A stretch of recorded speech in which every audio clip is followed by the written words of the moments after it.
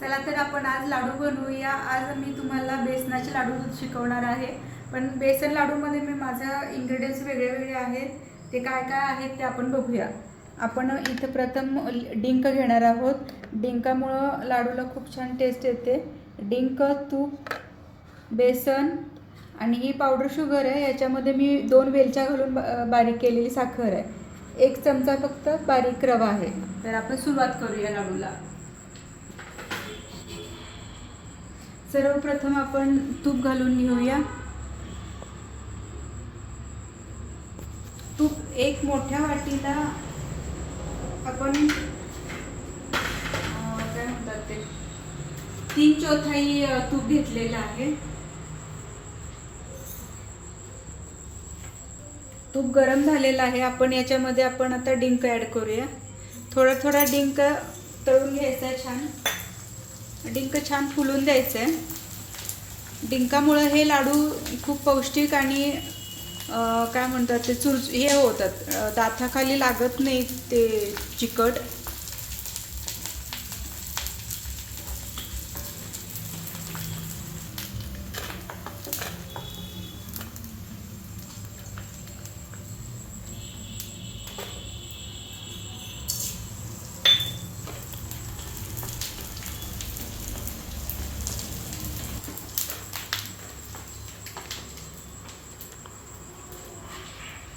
आता आपलं डिंक तळून तयार आहे।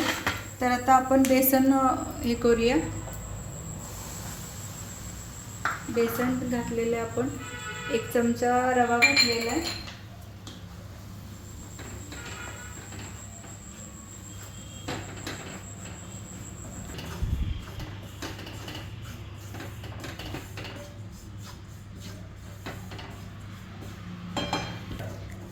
आता ह्या बेसनाला तूप सुटायला चालू झालेलं आहे। तूप सुटायला म्हणजे तूप बाहेर पडायला हे असं चिकट चिकट होतं। थोड्या वेळानंतर अजून थोडा वेळ भाजून घ्यायचं छान।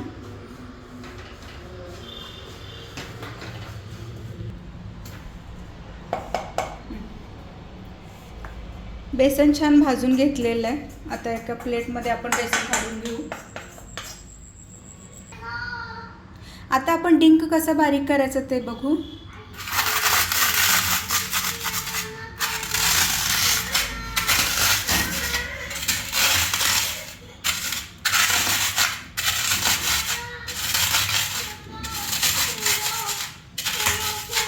असा क्रश करून घ्यायचा आहे।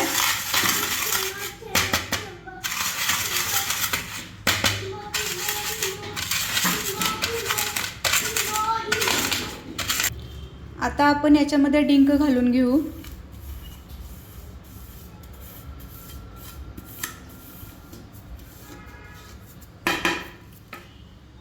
डिंक घातल्यानंतर आपण आता हे पावडर शुगर टाकून घेऊ। याच्यामध्ये मी 2 वेलच्या ॲड केलेल्या।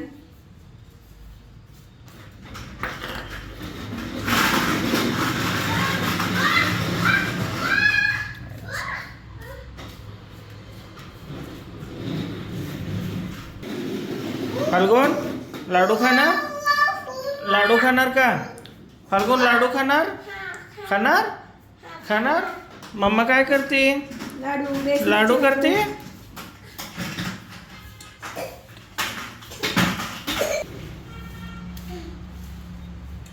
मिश्रण सगळं एकजीव केलेलं आहे।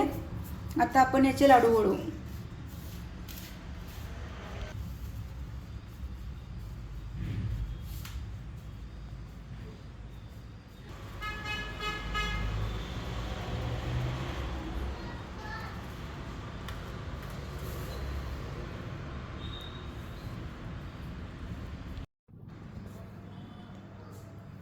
व्हिडिओ आवडला असेल तर लाईक करा, शेअर करा, सबस्क्राईब करा। थँक्यू।